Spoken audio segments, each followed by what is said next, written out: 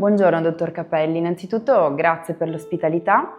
Ci può raccontare la storia della sua azienda dall'inizio ai giorni d'oggi? La nostra azienda nasce nel 1974, questa è la seconda generazione, quindi con mio padre, che all'età di 50 anni decide di seguire la sua passione. Lui faceva il carrozziere, il lattoniere, e decide, per la sua passione per il fiume, per la pesca, di iniziare a costruire imbarcazioni da fiume, perché Cremona è una città che nasce sul fiume Po.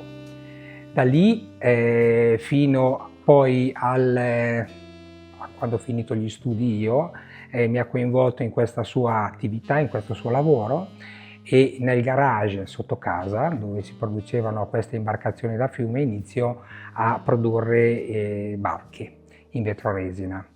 La svolta ci fu poi nel 1987, perché chiaramente il mercato delle imbarcazioni locali da fiume a remi era quello che era, e quindi ci affacciamo alla Fiera di Genova per creare, lo convinco a esporre un'imbarcazione da mare. Nel 1987 a Genova arriviamo con un'imbarcazione che si chiama Junior 470 e alla fine della fiera, sorpresa delle sorprese, vendiamo 100 barche.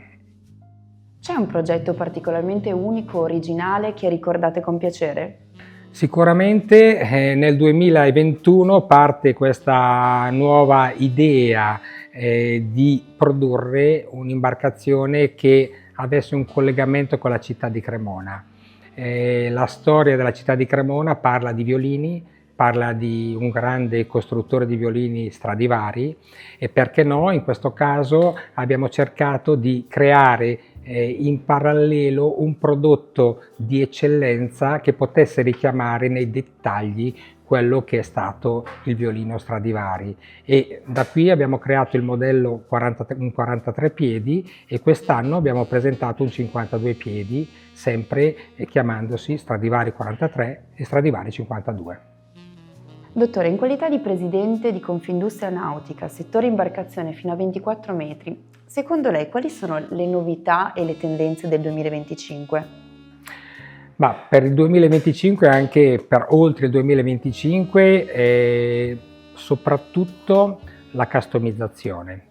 Adesso vediamo che in ogni imbarcazione c'è la ricerca sempre di più di avere un prodotto unico e inimitabile, quindi il cliente ha la possibilità, nel nostro caso, ma anche in generale, di poter scegliere ogni dettaglio dell'imbarcazione, dal colore della vetroresina ai cuscini, ai dettagli come gli interni, le essenze, i legni, e nei bagni ogni dettaglio, ogni cliente può scegliere, perché poi penso che questo tipo di cliente, quello che vede nella sua casa o nella sua villa, lo vorrebbe riportato in bellezza anche nella sua imbarcazione, quindi sempre di più la ricerca del unico e inimitabile. I rubinetti sono un dettaglio importante per le imbarcazioni. Da quanto tempo collaborate con Elka e montate i loro rubinetti sulle vostre barche? Abbiamo iniziato con Elka nel 2021, quando è nato il progetto Stradivari, quindi imbarcazione unica in cui i dettagli sono molto importanti. Ci sembrava che Elka fosse il partner ideale per sviluppare questo progetto, ma non solo rubinetti, perché poi anche esternamente un dettaglio molto importante su questa imbarcazione è la doccia, una doccia da esterno, non solo il classico doccino che si estrae dall'involucro, ma una doccia posizionata in carbonio con doppio palo, con apertura normale come una doccia normale, e questo dà la possibilità al nostro cliente di sentirsi come esclusivo in mezzo a una baia quando tutti lo guardano. Dottore, un'ultima domanda. Su quali barche o linee state lavorando in questo momento, concentrandoci particolarmente sulle novità o sui progetti futuri?